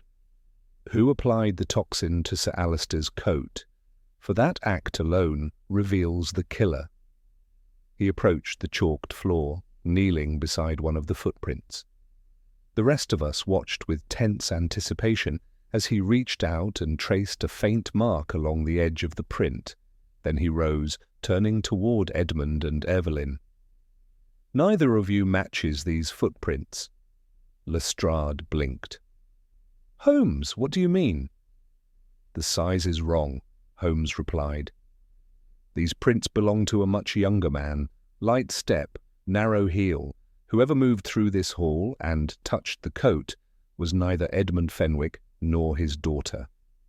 Edmund closed his eyes, relief flooding his features. But it was short-lived. Holmes added quietly, But that does not exonerate either of you. It merely shifts the focus.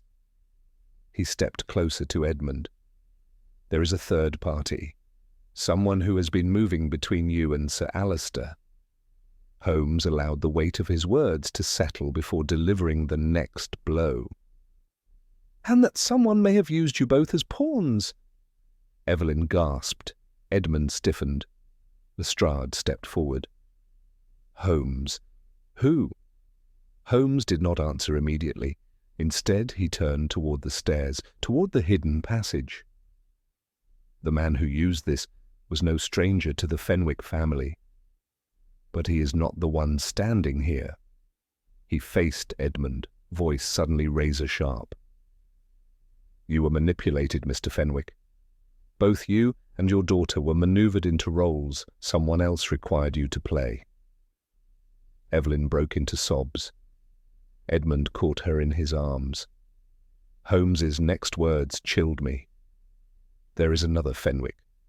Someone not recorded on the family tree. Someone Sir Alistair feared more than the brother he thought dead. He paused. The illegitimate son. Lestrade choked. Son? Holmes's eyes glittered. Yes, a son born to Edmund Fenwick before his exile. A son raised not in privilege but in bitterness, and taught to believe that the Fenwick fortune rightfully belonged to him. Evelyn stared in horror. Half-brother? Holmes nodded. And he was here last night. The house fell into a silence so deep that even the ticking of the distant clock seemed to vanish. Holmes turned to Lestrade. Find him. His name will not be Fenwick in the public records, but Sir Alister knew exactly who he was.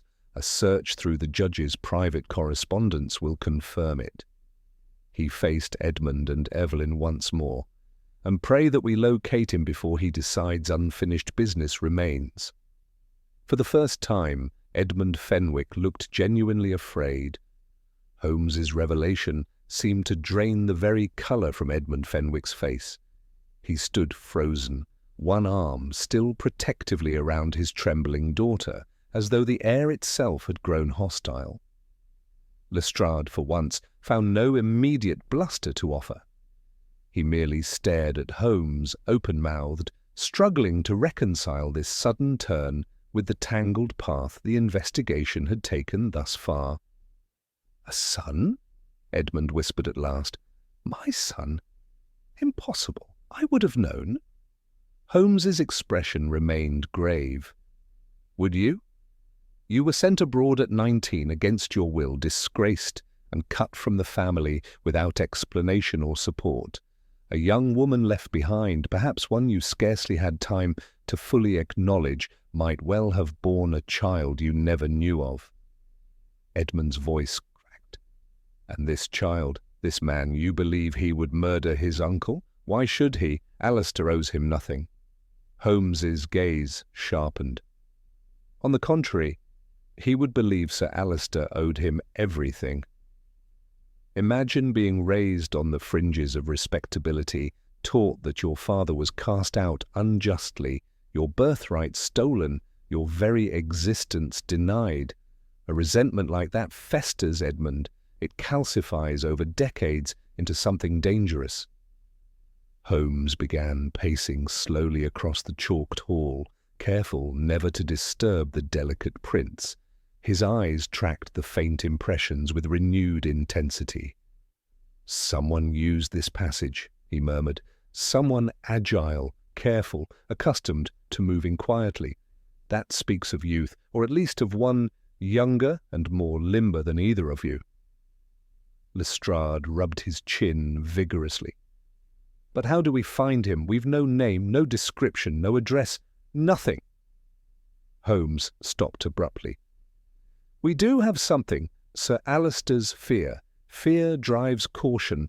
Caution produces records. I believe we shall find the key in his correspondence."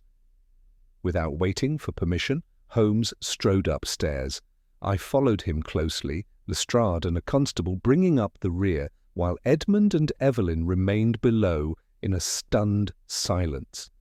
Back in Sir Alister's private study, Holmes went straight to the desk, opening drawers with swift, precise movements. "He was preparing something," Holmes said.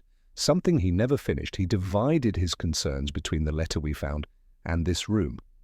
He pulled out another file, thin, well-handled, tied with a simple cord.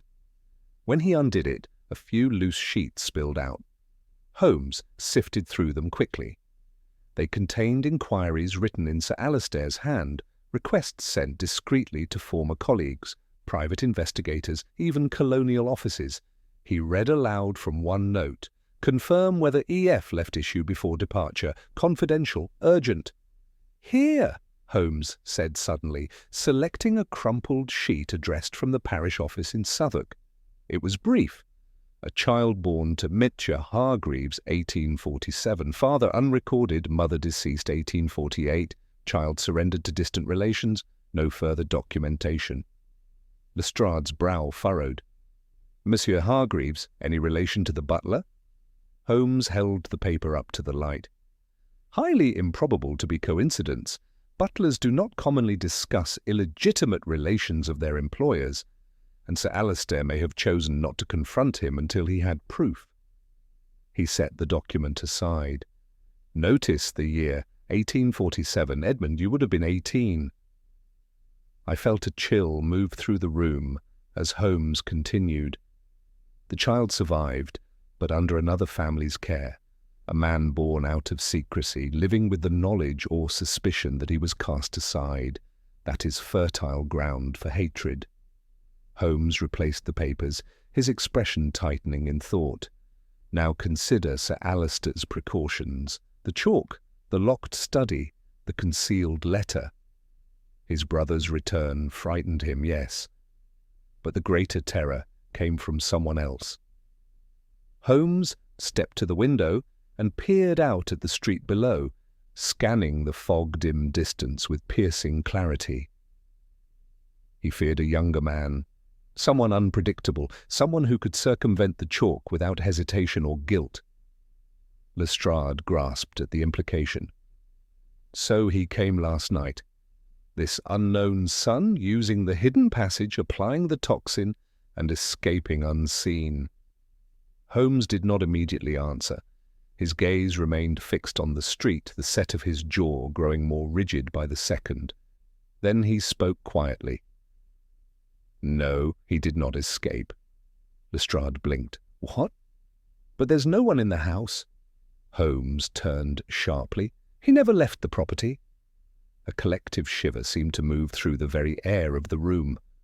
Holmes strode downstairs without another word, forcing the rest of us to hurriedly follow. At the foot of the steps he paused, eyes scanning the chalked hall once more. Edmund and Evelyn looked up in confusion. Holmes spoke in a low voice that carried the weight of certainty. He never went out through the front door. No footprints lead away. He never went up the stairs. And the hidden passage, too narrow to navigate quickly upward once he heard movement. Lestrade's voice was barely audible. Then where is he now? Holmes stepped toward the cupboard that concealed the lower exit of the passage. Kneeling, he examined the dust. Inside, then pointed, a single scuff mark, fresh. He remained hidden, Holmes said, close enough to hear the commotion, perhaps even long enough to watch Inspector Lestrade arrive, but eventually he needed to slip away. And where would he go? Think, Watson. I swallowed. The house backs onto a narrow mews. Holmes nodded. A servant's yard enclosed by high walls, but with one weakness. He gestured briskly to the constable. Open the back door, now. We hurried into the narrow rear passage and out into the small stone courtyard behind the house. The November air cut sharply as the door swung open. Everything appeared normal until Holmes pointed upward. One gutter pipe, old, rusted, but just sturdy enough for a desperate man. Lestrade looked incredulous. You think he climbed it? Before he could finish, Holmes bent to pick up something half buried in the damp leaves beneath the pipe. A button, a single, dark button, tarnished around the edge, but bearing the unmistakable Fenwick crest. Holmes closed his fingers around it. Young enough to climb, he said softly. Old enough to plan, clever enough to hide, and arrogant enough to watch us from a rooftop while we searched for him. Lestrade's face flushed. Do you mean to say he's still close by? Holmes looked toward the neighbouring roofs, his eyes narrowing. Very close, he murmured. The hunt is not over. It has just begun.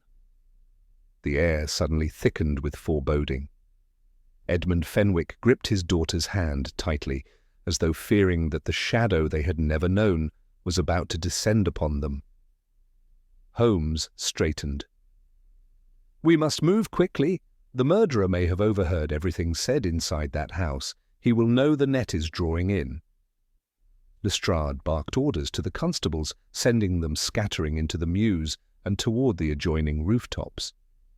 But Holmes stayed where he was, head slightly inclined, listening, deeply, intently, to the faint clatter of boots on stone, the distant rumble of wheels, and something else. Something I could barely distinguish, a soft scrape above us. Holmes's eyes snapped upward. On the sloped roof of the neighbouring house, a silhouette darted out of sight. Holmes inhaled sharply. "There!" And before anyone could stop him, Sherlock Holmes sprang forward, racing toward the climb as though the fog-drenched morning had transformed into the brink of battle. The true Fenwick heir was fleeing, and Holmes was already upon his trail. Holmes was already halfway up the iron downpipe before the rest of us had cleared the yard. He went up with that astonishing feline agility of his, long limbs finding impossible purchase on flaking metal and crumbling brick. For an instant his silhouette was etched against the pale London sky. Then he swung himself onto the neighbouring roof and vanished from my sight. "After him!" Lestrade shouted, though I could not tell whether the order was directed at Holmes or the fugitive. 2 constables rushed for the mews gate to circle round the block.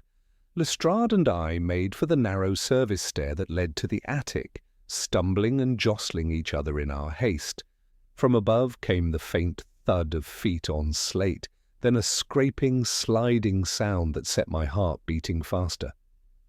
By the time we reached the dusty garret, Holmes had already flung open the small dormer window and was out on the slates, his body low, his weight perfectly balanced. He cast one quick glance back at us. "Stay where you are, Watson," he snapped. "This roof will not bear 3 foolish men at once." I obeyed unwillingly. Lestrade, red-faced, hovered behind me, plainly chafing at his own prudence. Holmes moved along the ridge, fluid as a cat.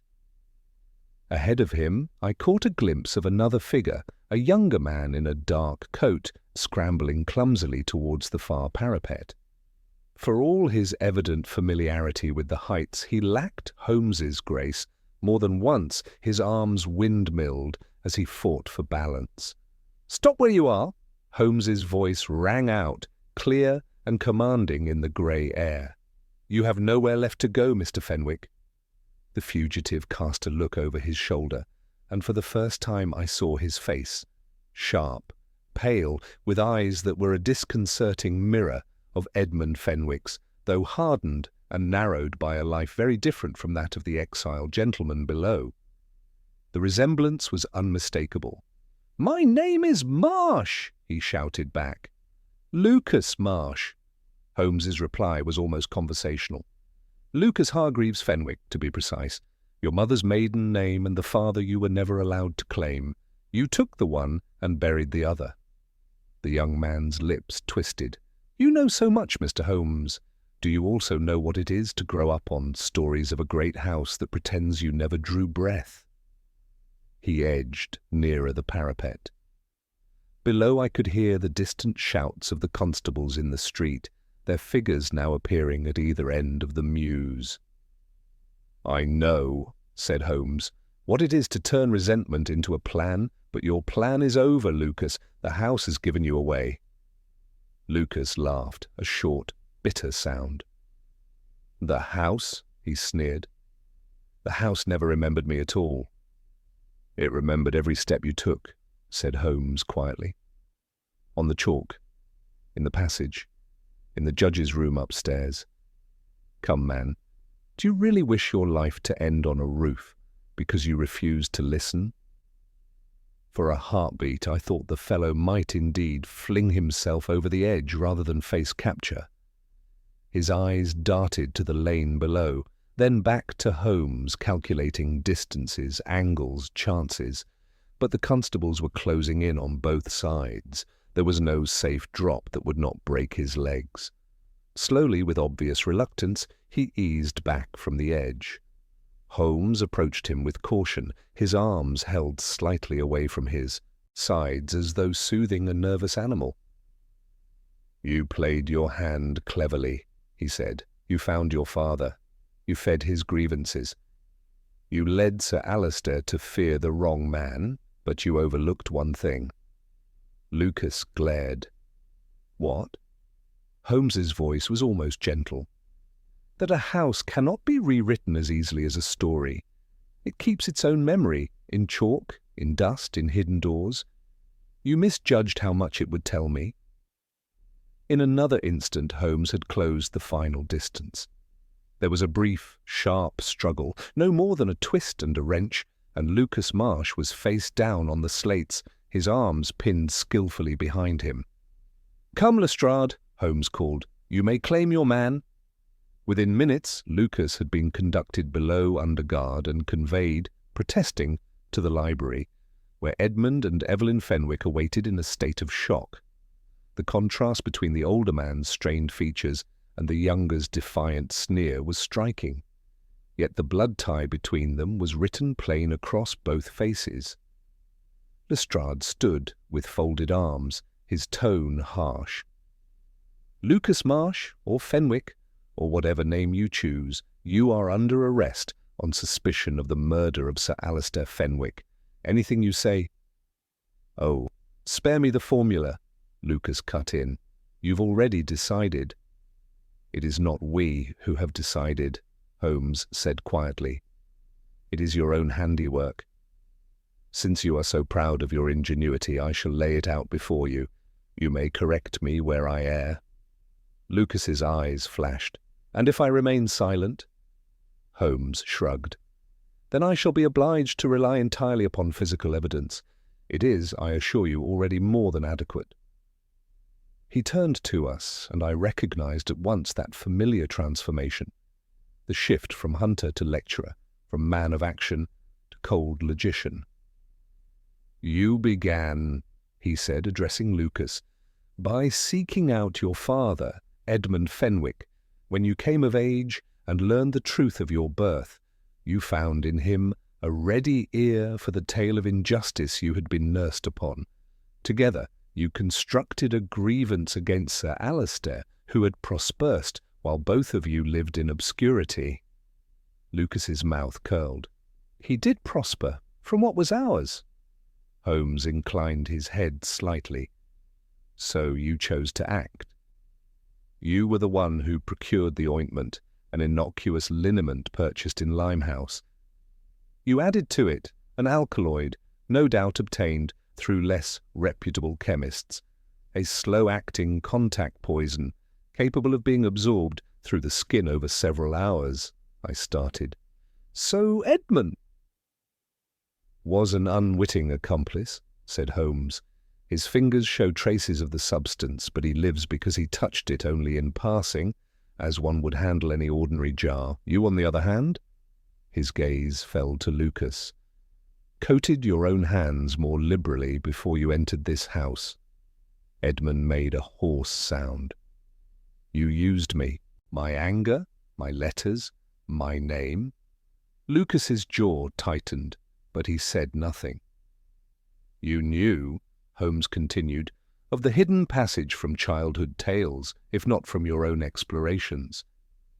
You came earlier in the day before the chalk was laid and made your way to Sir Alistair's bedroom. There you handled his coat, hence the smear in the wardrobe, and the arm of his library chair. You left the faint trace which I detected this morning." Lucas stared at him with a kind of grudging admiration. "And what of the visit the servants spoke of at 9 o'clock?" "You took my place," Edmund whispered, horror dawning in his eyes. Holmes nodded. "Precisely. Sir Alistair expected a final confrontation with his brother. Instead, he received a younger man carefully coached in the family history and bearing a crest you had taken, no doubt from some misplaced trinket or correspondence. The impression on the glass shows you pressed it in an unguarded moment, out of habit or arrogance." Holmes moved to the decanter and the glasses on the table, his hand hovering over them without touching. "You did not need to add anything to the wine," he said. "The poison was already upon your fingers.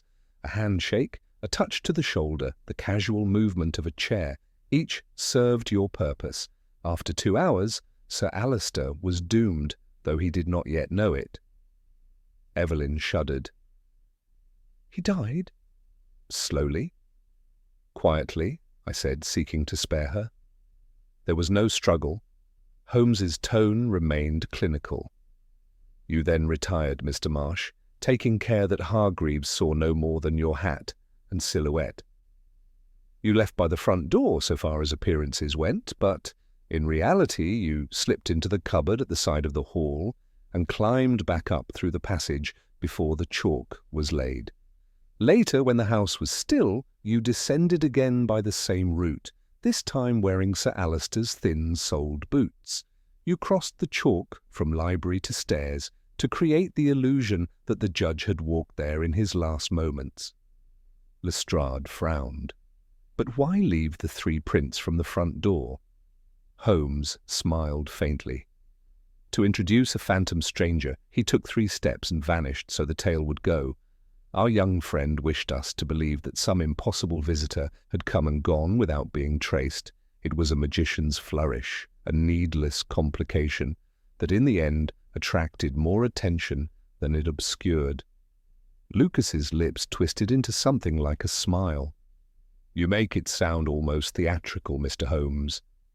Holmes's eyes cooled. "Murder is a poor form of theatre, Mr. Marsh. The audience seldom applauds." Lestrade stepped forward. "And the chalk, the passage, the coat, they all point to him clear as day. You'll not wriggle free of this." For the first time, Lucas Marsh's defiance faltered. He looked at Edmund, at Evelyn, at the house itself, its sombre walls, its polished banisters, its silent shelves, and something in him seemed to sag. "He had everything," he said in a low, bitter voice. "Title, fortune, a name that meant respect. And we had each other," Evelyn broke in sharply. "And we might have had more if you had not chosen hatred over help." Lucas flinched, as though she had struck him. Then, with a sudden, weary surrender, he raised his hands. "Very well," he said quietly. "You have your murderer, Inspector. I will save my speech for the court." Lestrade gestured to the constables. "Take him." As they led Lucas Marsh away, his head bowed but his spine unbent, Edmund Fenwick sank into a chair, his face hidden in his hands. Evelyn went to him at once, kneeling by his side. For a few moments the library was filled only with the muted sounds of their grief. At last Edmund looked up, his gaze finding Holmes. "You have cleared my name," he said hoarsely. "But you have also shown me that my anger helped create this. What am I to do with that knowledge, Mr. Holmes?" Holmes's expression softened very slightly. "A rare thing." "Live with it honestly," he replied, "and ensure that your daughter suffers no further for sins that were never hers." Edmund closed his eyes, nodding once. Outside, the rattle of the departing police van echoed faintly in the street. The house in Gloucester Place, which had seemed so full of secrets when we arrived, now felt strangely empty, as though, with the removal of the living threat, the walls themselves had relaxed their guarded silence. Later that evening, back at Baker Street, I sat opposite Holmes as he lay once more stretched upon the sofa, his eyes half closed and his fingers steepled. "You were very hard on the young man," I observed. "Yet there was tragedy there as much as malice." Holmes opened one eye. "The law deals in guilt and innocence, Watson," he said. "My business is with truth. The 2 are cousins, but by no means twins." Lucas Marsh chose his path decisively enough. He might argue that Sir Alister and the family left him little choice.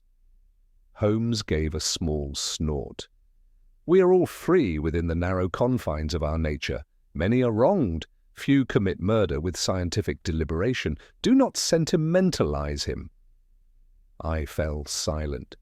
The image of the chalked hall, the impossible footprints, and the narrow passage behind the banister lingered in my mind. "You named the case well," I said at last. "The house that remembered every step." Holmes smiled faintly. "The house, my dear Watson, remembered everything that mattered and omitted everything that did not, a useful habit in architecture as in detection." He reached for his pipe. "And now, if you would be so good as to hand me the Persian's slipper, I believe this day's labours are at an end. There will be another case tomorrow, no doubt, equally irrational, equally human. It is the one constant in this. Inconstant world. And you? I asked, unable to resist the question. Are you constant, Holmes? He regarded me with that dry, sardonic affection I had come to know so well. I am, at least, consistently annoyed when my tobacco is not to hand, he said. Let us begin with that modest virtue and allow history to judge the rest.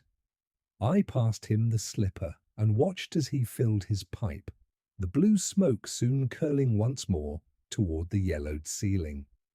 Outside, London went about its restless business. Inside, for a brief interval, Sherlock Holmes rested until the next knock upon our door would summon him once again into the service of reason against the encroaching chaos of the world.